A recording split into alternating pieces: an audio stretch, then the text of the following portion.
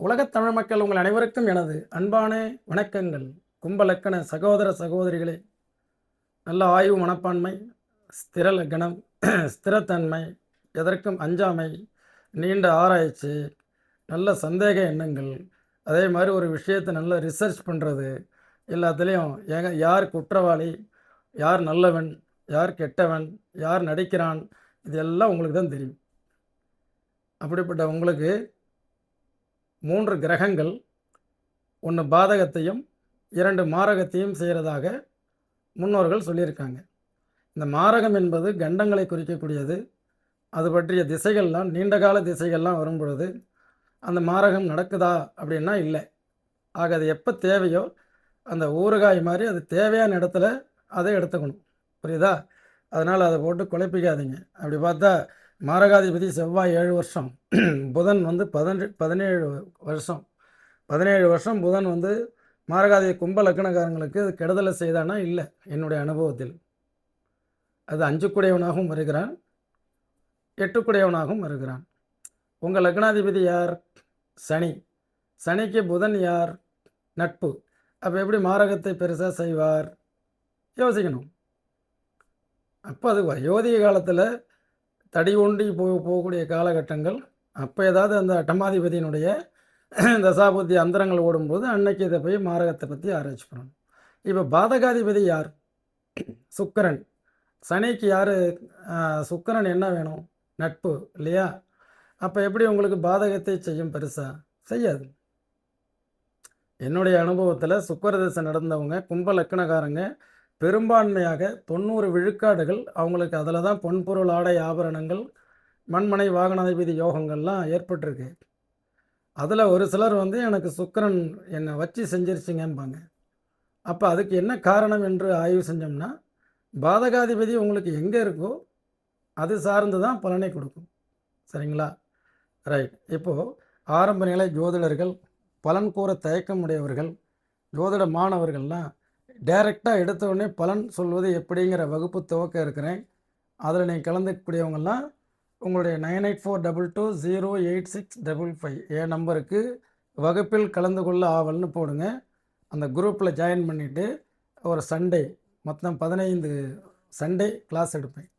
அழகாக இங்கே ஜாதகம் வருமானம் ஈட்டக்கூடியவர்கள், ஜோதிடம் பார்க்கணுங்கிற எண்ணம் உடையவர்கள், ஹாபியாக கற்றுக்கிறவங்க எல்லாருக்கும் பயனுள்ளதாக இருக்கும். சரிங்களா? ரைட். இப்போ கும்ப லக்கணம். இந்த பாதகாதிபதி என்று சொல்லக்கூடிய சுக்கிரன் 9ஆம் இடத்துல இருக்கிறாரு, திசை நடக்கிறாரு. சார், சுக்கிரன் வந்து பாக்கியாதிபதி, பாக்கிய ஸ்தானத்தில் ஃபார்ச்சுனா அதிர்ஷ்டத்தின் மூலம் வருமானம் எல்லாம் ஒரு பக்கம் சொல்லியிருக்கிறாங்க. அதே கும்ப லக்கணமாக இருந்து அந்த 9 கூடவனே பாதகாதிபதியாகவும் சொல்லியிருக்காங்க. இதுதான் ஜோதிடத்தில் வந்து முரண்பாடுகளானா முரண்பாடுகள் இல்லை. தனிப்பட்ட முறையில் 2 கிரகங்களுக்கும் 2 பாவாதிபதிக்கும் வித்தியாசங்கள் உண்டு. உனக்கு என்ன சுக்கிர திசை 9ல் உனக்கு சுக்கிரன் அற்புதமான ராஜயோகம். ஆமாம். அதே 9ஆம் பாவாதிபதியே நமக்கு பாதகாதிபதியாக வரும்பொழுது அந்த காரகத்துவத்திலிருந்து வர்றதெல்லாம் பாதிக்கும். அப்பாவுடைய சொத்து, அப்பா தன்னுடைய பையனுக்கு எழுதி கொடுக்காம பொண்ணுக்கு எழுதி வச்சிருப்பார். மற்றபடி இவருக்கு வரக்கூடிய வருமானங்கள் அதெல்லாம் பிரச்சனை இல்லை. இடம் வாங்கினார், வீடு கட்டினார், வாகனம் வாங்கினார், அதெல்லாம் இல்லை. அப்பானால் வரக்கூடிய காரகத்துவம் என்ன ஆகிடுது? பலவீனமாக மாறுது. அப்போ இப்போ இந்த மாதிரி உள்ளவங்க வெளிநாடு போகலாமான்னா வெளிநாடு போகலாம். ஆனால் அதே பாதகாதிபதி எங்கே இருக்கார்? வெளிநாட்டில் இருக்கார். அதையும் பார்க்கணும். இங்கே சொன்ன வேலை ஒன்று, அங்கே கிடைச்ச வேலை வேறையாக இருக்கும்.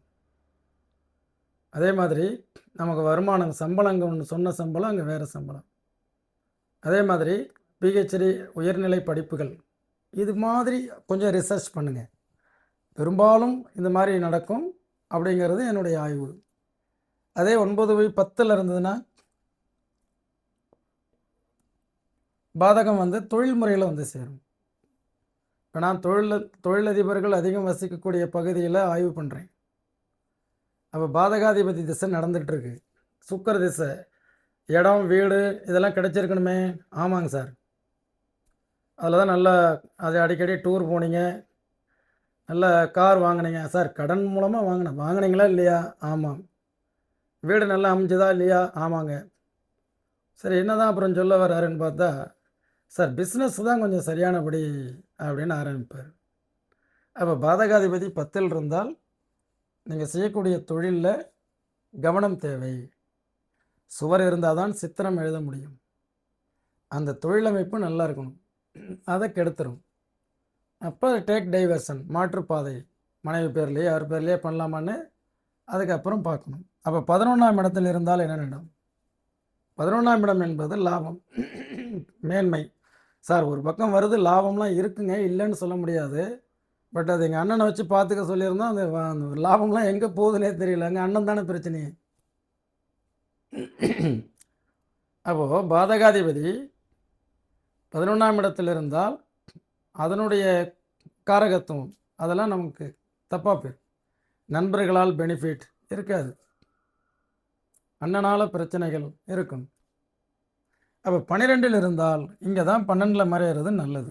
பாக்கியாதிபதி 12ல் மறையிறது ஒரு மைனஸ், பாதகாதிபதி ஒரு 12ல் மறையிறது ஒரு ப்ளஸ். அப்போது இந்த பாக்கியாதிபதினா அப்பாவுடைய சொத்தெல்லாம் இருக்குது, கொடுக்க முடியாதுன்னு சொல்லிட்டு இருந்தார். பட் ஆனால் சுக்கிர திசை வந்துச்சு, அப்பாவுக்கு உண்டான கிரகம் அந்த 9 கூடியவனும் 12ல் போய் மறைஞ்சாச்சு. இப்போ ஒரு டம்மி ஆகிட்டார். இப்போ சொத்துக்கள்லாம் எனக்கு கிடைச்சிது. அதான் விபரீத ராஜயோகம். பாதகாதிபதி சுக்கிரன் லக்னத்திலே இருக்கிறார். இது தனக்குத்தானே நாமளே வச்சக்கூடியது பிரச்சனை. சொந்த காசில் சூனியம் வைத்து கொள்வதுன்னு சொல்லுவோம்ல. அப்போ பாதகத்தை நாமளே தேடி போய்க்கிறது. இது சரியாகாது, இது ஆகாதுன்னு தெரியுது, தெரிஞ்சும் போய் இறங்குறது. புரியுதுங்களா? இதே 2ஆம் இடத்துல 9ஆம் இடம்னாலே ஷேர் மார்க்கெட், ஒரு லக்கில் வருமானம் வர்றது. பட் அது 2ஆம் இடத்துல இருக்குது, தனபாக்கியம்னு சொல்லுவோம். பாக்கியாதிபதி தனத்தில் இருக்கிறது நல்லது, அதிர்ஷ்டத்தின் மூலம் வருமானம் வரும். இது பாதகாதிபதியாக இருந்தால் அந்த வருமானம் தடையப்படும். அதுவே நமக்கு சிக்கலாக மாறிடும், ஒரு ஆன்டியாக மாறுது இல்லையா? அந்த மாதிரி அந்த 2ஆம் இடம் என்பது கொடுக்கல் வாங்கல், வாக்குறுதிகள், பேச்சு. பாதகாதிபதி அங்கே இருக்கிறனால பேச்சினால கெட்டு போயிட்டார் சார். அவருக்கு பேசவே தெரியல. என்னன்னு பார்த்தா பாதகாதிபதி 2ல் அந்த திசை நடக்குதா? ஆமாங்க. பேச்சினாலே நிறைய நஷ்டங்களையும் பிரச்சனைகளையும் எதிர்கொள்கிறாரு. பாதகாதிபதி 3ஆம் இடத்துல போய் இருக்கிறது நல்லது. அதனால் நமக்கு எந்த இடையூறும் கிடையாது. பிரதர்ஸோட கொஞ்சம் டிஸ்டன்ஸ் வச்சுக்கணும், அவங்களோட சேர்ந்து செயல்படக்கூடாது. மற்றபடியெல்லாம் ப்ராப்ளம் இல்லை. 4ல் இருக்கிறது வீடு வாகனங்களில் கவனம் தேவை. நம்ம நினச்ச மாதிரி ஒரு வீடு அமையவே மாட்டேங்குது சார். இந்த 4ல் வேறு அவங்களுக்கு சனி ஈது இருக்குதுன்னு வைங்க, கேது அல்லது ராகு அல்லது சனி. இப்போ பாதகாதிபதி 4ஆம் இடத்துல வீடு சம்மந்தம் போய் ஒரு கேது பழைய காலத்து வீட்டை பிடிச்சி வாங்கிட்டு அதை செலவு பண்ணுறேன்னு செலவு பண்ணி புது வீடே கட்டியிருக்கலாம். அப்போ ஜாதகத்தை எடுத்துகிட்டு போனோம்னா உனக்கு பாதகாதிபதி 4ல் இருக்குது, 4ல் கேது இருக்குது, எல்லாமே கெட்டு போச்சு.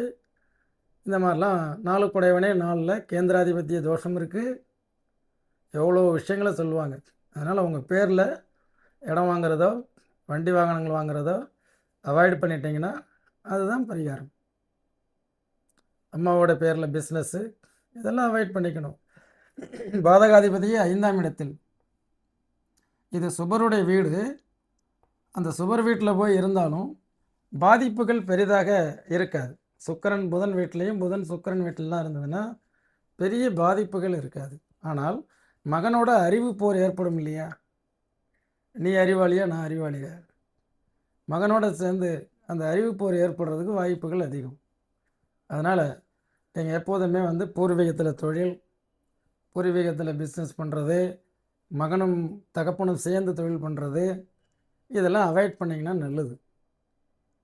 பாதகாதிபதி அங்கே வந்ததுன்னா அவரே 6ஆம் இடத்தில் மறைந்தால் நல்ல விஷயம். பாதகாதிபதி 6ல் மறையும் பொழுது பாக்கியாதிபதியும் 6ல்னு எடுத்துக்கலாம். பாக்கியம்னா நமக்கு வரக்கூடிய லக்கு, அதிர்ஷ்டம், அது கடன் மூலமாக வரும்.